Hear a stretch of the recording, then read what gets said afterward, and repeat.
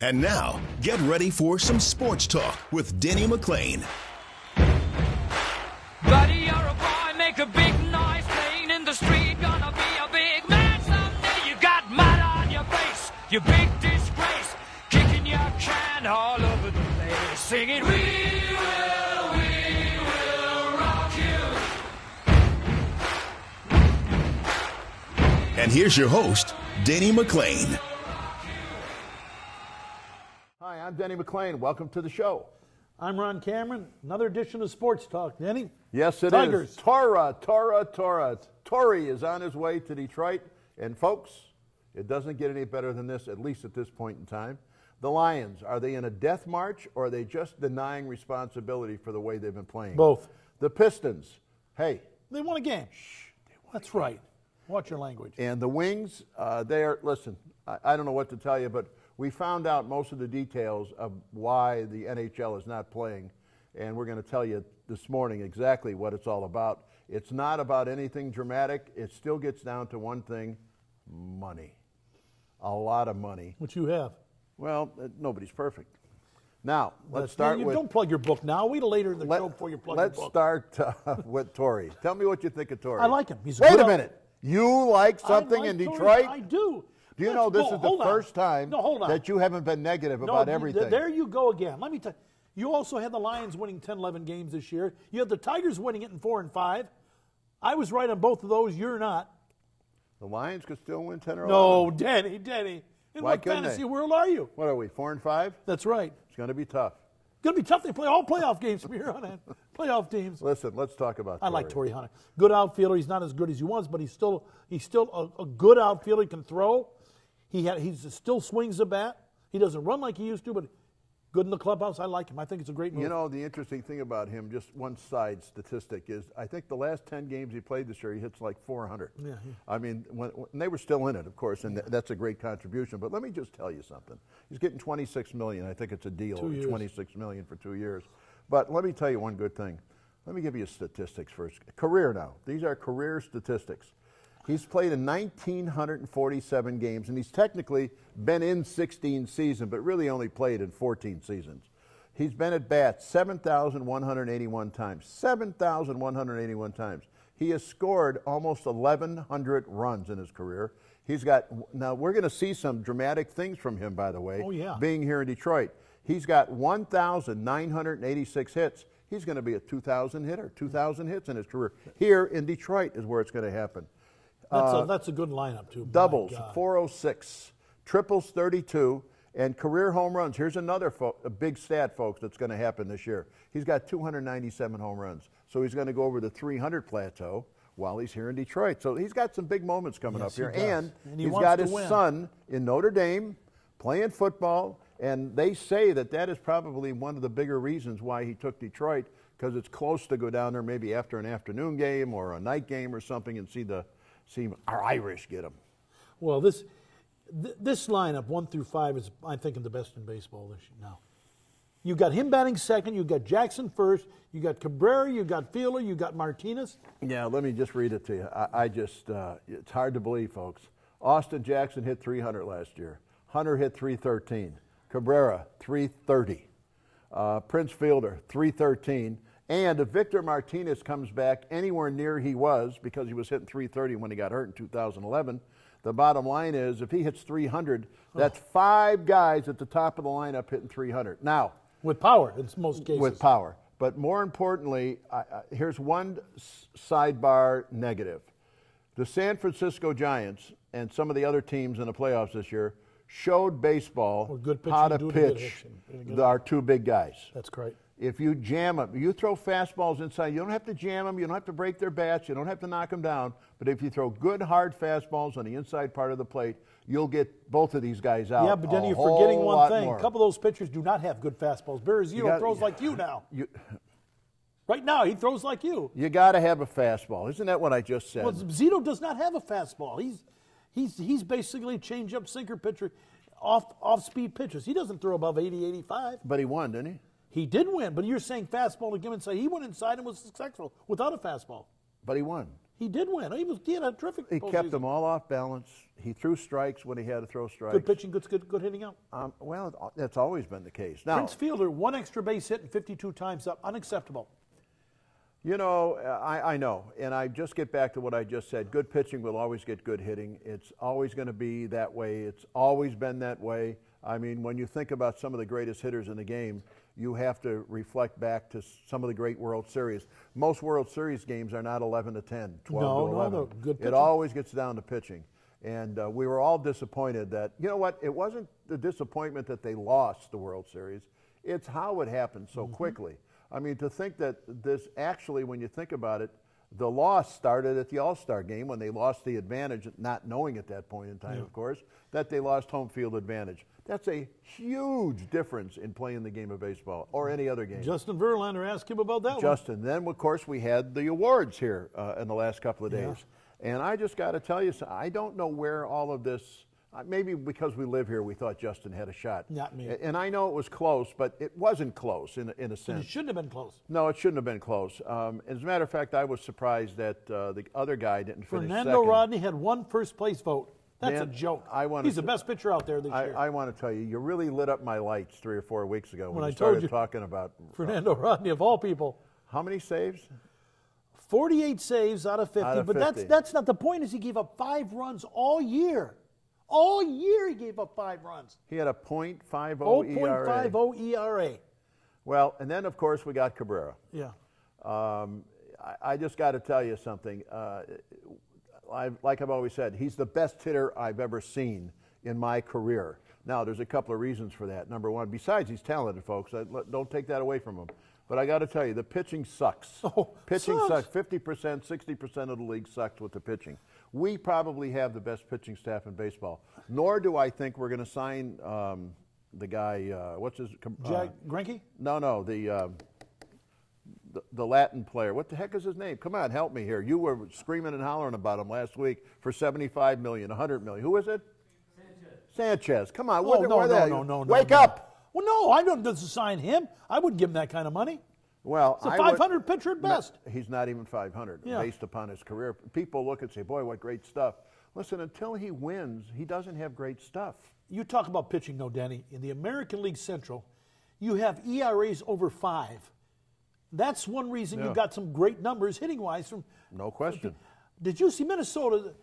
Minnesota's ERA is starting pitching. Total. Not one pitcher, 5.40. You should be in the big leagues. One pitcher, much less the whole staff.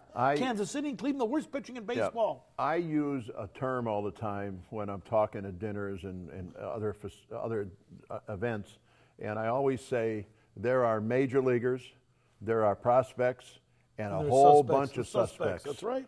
The league is full of suspects right now. I kind of chuckled lately when somebody said, well, pitching has taken over the game. Taken over the game. You got more guys hitting 300 and 290 and 280 than we've seen in many, many years. Yeah. We're seeing still a lot of home runs. We're seeing a lot. You know what I have a tough time with? I see so many more doubles now.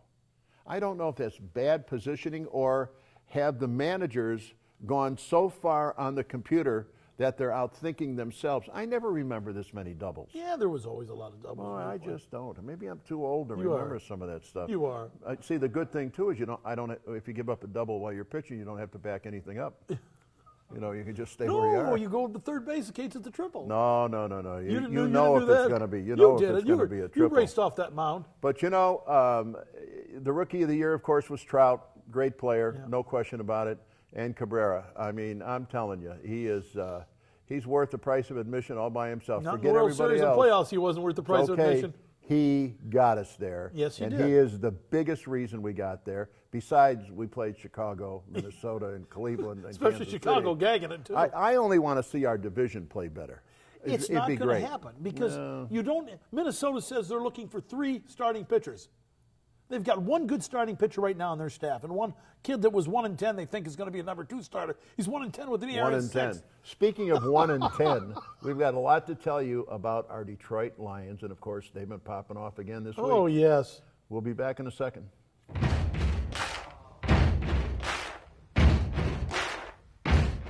Welcome back. Point blank. what do the Lions have to do to win this week to win my 10 games? You're not going to win 10 games, Denny, unless you include next year with this year. They'll win 10. We'll count both years. No, you need to. They hope the quarterback just faints or something and get them off the field, because they're not going to beat Green Bay. Green Bay is one of the top teams. Great offense, good receivers, good running back. The defense, they've had a lot of injuries, and look at the record. I don't think they really have a chance to win the game unless they get in the quarterback's face, because this guy's going to just eat you alive up there.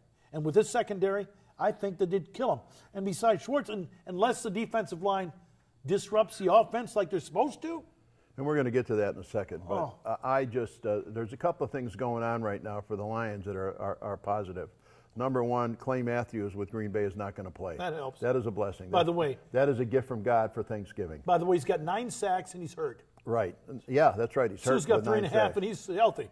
Cliff Averill has medically been cleared to play. How much he plays will be up to him, of course, and the coach. And then Delmas and Spivey, they say, are taking small steps to recovery. What is that? What the hell does that mean?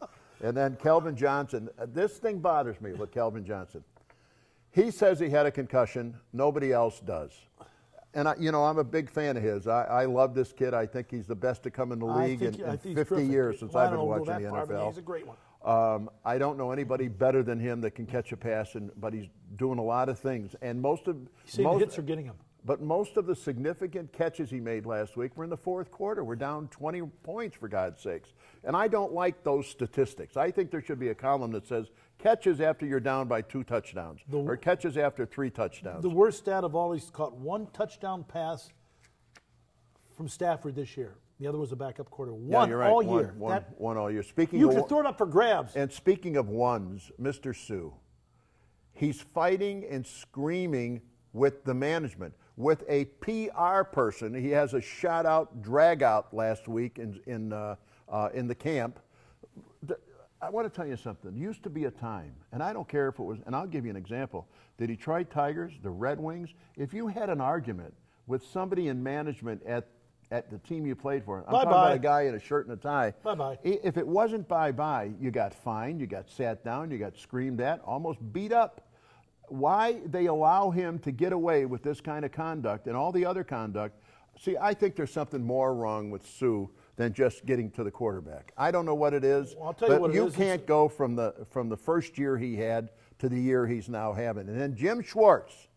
No discipline there. And, I've always told you I like Schwartz until recently. He's not a disciplinarian. There is no discipline coming from Jim Schwartz that anyone's aware of. You got to realize this about Sue, though.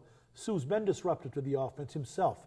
He's had 3 car accidents this year and 3.5 sacks. Next accident will put him over the top. But the sack he had was the quarterback throwing the ball. Touched the ball. The quarterback threw it and it hit somebody's hands. Yeah. The ball dropped back to the quarterback and he caught it. Which is stupid. And then he was falling down and they gave him a credit for a sack. I mean. No, that was the other sack. The other one they gave him credit for, they said, well, he was the first one to touch him. To touch him. And this is Schwartz's comment. If you read what Schwartz said, can you believe this? The greatest game he's had since he's been with the Lions. See, that's what we don't understand. Yeah. Here's his greatest game. 1 tackle, no sacks. He didn't disrupt the offense. 170-some yards by Peterson. The quarterback had the best game of the year. He didn't. Well, what about this quote, though, Danny? Go ahead. He says, well, I thought he had a great game. He said, when he wasn't double-teamed, he was in the quarterback's, what did he say, in his lap all game. Well, in his lap? What the hell is that? A good little bottle with a nipple on it? But let me say this to you. Wednesday, when they have the press conference that the players have to appear at, he used some horrible language to tell the press what to do. He was leaving now. He was going to wash, for lack to tell you what it is. Private part. A body part, a private part. That has no place, none whatsoever. And then he's going to wonder one day, why does everybody criticize and rip me all the time? Mr. Sue, listen to me. I've been the target of this stuff in this town. Yes, you have. Numerous times. You can't beat them. You don't want to join them, but you can't beat them. Calm down. When you leave the field, take the helmet off. Maybe it's too much pressure when you're wearing it 24/7. I don't know, but you got to calm down. You got to take one step at a time and get out of their laser guns. Okay, because Denny? if you keep it up, I'm telling you, you have no idea how bad it can get. You said calm down. That's the problem. On the field, he is calmed down. Oh, I don't think he's calmed down. Well, he's only had one penalty this year. He hasn't been as rough and tumble Don't guy. suggest that he's not trying. I'm not suggesting he's not trying. I think he falls asleep out there. I think he quits. When he's double teamed, he doesn't know what to do. Well, there are times that I say when I'm watching the ball game, I say, "Where is he? He's disappeared again." Clay Matthews gets double teamed all the time. He sacks the quarterback. But when like Schwartz said about Sue, when he's not double teamed, he's in the quarterback's lap. Well, he's in the lap all the time and sacking him. Now, let me ask you a question. Yeah. Is this a point of underachieving, or is this a lack of responsibility for the way they're playing? Both. I think he's not been achieved. You look at Averill next to him. I'm talking about the whole team. The whole team is losing football games, not one guy. And they're not dominant. They're not disrupting the offense at all. The defense, overall, the defense has played okay. The secondary's played pretty good. But you know, the offensive line has not been that bad. No, it hasn't. Why isn't Stafford completing more, except in these urgent last 4 or 5 minutes of every ball game? That seems to be the only time Stafford really plays. When I just said earlier, they play in desperation, he does well. When he's not desperate, he doesn't do well. You watch his arm motion. When he comes over the top, the ball just zips in there. When he goes sidearm, the ball tails, and you don't know what it's going to do. He throws too many sidearms. I got to tell you, you've heard me say this on this show a number of times in a number of interviews. I think he should be a pitcher with a baseball team. I think he throws that well. Now, two other people that are getting a lot of heat right now. Special teams coordinator, Danny Crossman, and then the other guy, Scott Linehan. They're getting a lot of criticism now for the way their special groups are performing. And that's the truth. I mean, we've seen so many runbacks and so many other things go wrong covering Not lately, though. Lately, it's been a little Last better. week wasn't a bad week. Last 2 or 3 weeks been pretty good. But I'm going to tell you, they got to keep that sharp because, boy, they've lost ball games over Denny, there. I can see this team winning 1, possibly 2 games, no more than 2 more games this year. Oh, no. They're going to win 10 or 11. No, okay, Jesus, folks. no. When we come back, we're going to talk about those Pistons. And I'm not talking at General Motors or any place. I'm talking about our basketball Pistons and the Red Wings. Who the hell are they? I forgot who the Red Wings were. We'll be right back.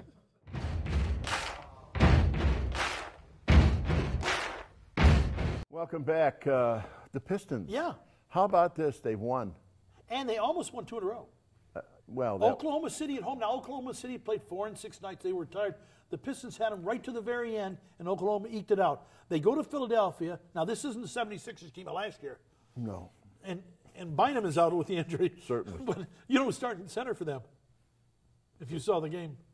Kwame Brown is still in the league, folks. Kwame Brown? Kwame Brown starts for Philadelphia. That's enough to make you puke. Well, they shut Philadelphia down. I think Philadelphia shot under 30%. Yeah, that was terrible. Now, here's my question. And I like the coach. Yes. I love a coach that comes out front and talks and does a one-liner here, there, and everywhere. Listen, when you're not winning, you got to be entertaining. And right now, he's the best entertainment they've got going. He makes one statement after another. He says, you got to come out and watch us play. Well, you know, it's... I am out there every game. I'm not laughing at you, Coach. Honest to God, I'm not. I'm with you. But, you know, when I look at the team and I just see them not be able to shoot a jump shot and pass the ball effectively, it just gets my attention. And I'm not, believe me, I'm not disparaging them in any sense. And I don't want to say they suck. I don't want to say that. But I don't know what happened to this organization. This was one of the proudest organizations in the history of the NBA. They made several bad moves. And we are now at the bottom of the bottom. We're not even at the bottom. We're below the bottom. No, hold on. This team will be okay in a couple of years. You and I may be dead in a couple of years. Well, that's true, but they'll be okay. They're young. They're 19, 20. Where are they going to get better with They're this young. crew? I With think this crew on the court. All right. Number one, this crew. They got a 19-year-old in the lineup, which makes no sense. And a 20-year-old. And a 20-year-old. And they're their best players. They could be their best players. They could. Drummond has really impressed me, and Knight's been good. Yeah, Knight has done a good job. And Monroe had a great game last night. He's good. I like the way Knight. Get Tayshaun out of I like here. the way he. I don't understand it at all. I like the way Knight shows up every night to play. That's That's what I really like. I mean, hard. he comes out there to But really you got play. two stiffs. You got Tayshaun out there, and then you got Villanueva. Why he's still in the league? They fit in like tits on a bull. Those two. I don't know if we can use that word. Yes, okay. we did. We used it. Although we did. Now, listen, the Red Wings. Let me tell you what the deal is, okay, or that the owners have just recently turned down. They want to limit all contracts to 5 years. Number 2, free agency after 8 years or when a kid turns 28 years old. Entry-level deals for new players have to be limited to 2 years. Contracts. Salary arbitration will be allowed after 5 years. And lastly, they're going to forbid backdoor deals. In other words, a guy signs on the contract with the NHL for $2 million a year. Meanwhile, he's getting $4 million more a year in a backdoor from the organization, from another company or an offshore account, maybe with Mitt Romney. Who knows? Let me tell you something. The bottom line is this. Nobody cares anymore. I got an urgent bulletin for you. The only people that care are the people that go to the games and a few people who watch hockey on TV. Yeah. You cannot find a city in this country that's upset, with the exception of Detroit. And Detroit, we have a different city here. With the exception of Detroit, that cares about the NHL. Oh, you're wrong. They did it a couple of years ago. They put themselves in the toilet, I know, and yes. they put themselves back in the toilet. And here's the thing. The players have conceded 4 or 5% in the revenue sharing. Not enough. The owners want to break the union. I was there in 1972 when baseball tried to bust our baseball union. We had a brutal union at the time. We weren't very good. We hired a guy by the name of Marvin Miller, and Marvin Miller set the world straight. Now, everybody's going to get mad at me because Marvin Miller is the reason why every league has got a union. And if you're not a union guy, you're not going to be very happy with me. Well, I think Marvin Miller brought money to the players who were making lousy $30,000 a year after 10 years and got us some kind of money. And really what he did is he fixed the pension program. Now the inmates run the asylum and all That's sports. not true. It is true, Denny. It isn't true. That's Sue. You mean the He's an inmate. He's running. You mean the players aren't entitled? I'm not saying the players aren't entitled. I think what you got to do to get this thing back is get rid of 6 teams in this league. Tell Donald Fair, you want the players back, get rid of 6 teams in the league. I'm not going to rip Don Fair because Don Fair was a part of the Marvin Miller team. Fair. But I will say this to you. Have him. I think you're right about the NHL getting rid of some teams. I don't know how they do that. I don't know how expensive that becomes. Listen, one day, sooner or later, listen, we don't have an NFL team in L.A. No. Don't say they won't allow it. It's going to happen. No, the Players Association will not allow you to get rid of 6 teams. If the Players Association and the players want to survive, they're going to have to do what they have to do in order to continue to earn. Listen, these are the best years of their lives. They get to play hockey. Hockey, a professional sport, and get paid for it. You're forgetting one thing. What? You say not half, more than half the players, well more than half, are playing right now, and they're getting almost the same amount of money as they would over here. I don't think so they're getting. There's no urgency in the players. I think they're getting really good money, but I don't think they're getting the money. Some of them are. Well, you know what though? Some of the places they're playing are very dangerous. I don't think I'd want to play in Russia. Do you? No, but the fact is, can you eat caviar? No, I don't eat caviar. I thought it was a car until a week ago. Anyway, we'll be back with questions right after this.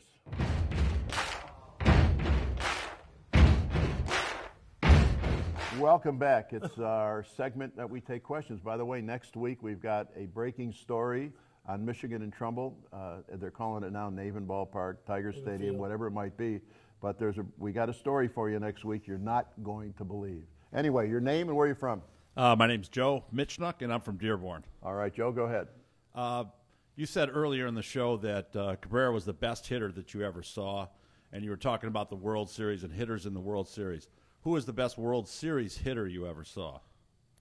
If I go back, to the late '60s, no, longer than that. I think the best guy I ever saw in the World Series was Mickey Mantle when he was young, when he was vibrant, and he had all of his tools, most of his tools anyway. In the World Series, in the World Series, he did it from both sides, left side, right side. Listen, at one time, he was the picture of baseball, and then Pete Rose became the next picture after Mickey got out. But Mickey was the best. And it's definitely not A-Rod. Yeah, back to Mickey. Definitely not A-Rod. I knew that was going to be your answer because that's my personal feeling too. That Mickey Mantle, all time as far as World Series goes, is the best hitter. Absolutely. Let's talk about the time you grooved the pitch for Mickey Mantle in his last at bat at Tiger Stadium. I love that moment. I remembered I was a little kid. I think I was about 8 or 9 years old when that happened. Tell that story about. Well, how much time do we have left? Only got about 3 minutes left. Four. That much time left? My God, I could tell 4 stories. Never mind. One is enough. It's first of all, it's in the book. You can buy it on Kindle. Oh, God. That's as bad as you talking about these goofy restaurants you own. No, I'll tell you this, though. You can listen to me later today, Sunday from 2 to 4 p.m. on WDF. Where's the camera? on WDFN, AM 1130. I'll be on from 2 to 4. All right, let me do my show. Now let you get if I'd your have knew plug. you were going to do that, I'd have just done the story. The Mantle was his last bat in Tiger Stadium. We were winning 6-0 or 6-1. It was the 8th or 9th inning of the ball game, and he come up for the last time in Tiger Stadium. And I called Jimmy Price out, who was the catcher, and I said, listen, just tell him to be ready, let him hit one. He says, what the hell do you mean, let him hit one? I said, just let him know what's coming. I said, let's see if he can hit this Jimmy Fox home run here. I said, because, I got news for you, Price. The only way you and I are ever getting in the Hall of Fame is if we give up a special pitch to a special hitter, and we got him back there right now. Oh, he did. So he went behind home plate, told Mickey something like, Mick, hey, you know him, just be ready. And Mantle said, what the hell you mean, be ready? So I threw the next pitch. Ball came in literally on an arc, and Mickey took it for strike one. Price comes back out to the mound again and says, Mickey wants to know if you're going to do it again. I said, what the hell are you talking about? Of course I'm going to do it again. He says, so does Emmett. Emmett Ashford was the umpire. and Emmett wanted to know at the same time. Yeah, he was the best. Yeah. And the next thing I know is I'm throwing another fastball on an arc. Strike two, he takes it. So now I know I'm not working with a Rhodes Scholar. There's something really crazy. So Price comes out again. And he said, what? He said, I know. I said, I don't want to say any more, but what are you going to tell him now? He said, I'm just going to tell him to be ready. I said, you've told him that two times. He says, well, I'll do it one more time. I'll make him understand. So he goes back behind home plate, and you can see Mantle actually say, what did he say? What did he say? And Price says, he said, be ready, Mick, just be ready. So I throw the next pitch. It was a fastball up here on an arc, and it moved a little bit, and he fouled it off into the right field seats. So I'm standing there, and I'm looking down at him. I'm so puzzled. I just want to strike him out and just send him back to the dugout. So I go up with my glove up to my face, and I say, where do you want the pitch? And Mickey goes, I want it right here, okay, just right here. And we threw the next pitch. He hits a home run, hits it in the upper deck in right field. And as they say, that was the end of it. But the bottom line was, he touches first base, second base, third base. He starts waving at me, taking his cap off. He's doing all these crazy things, about to get us both in trouble.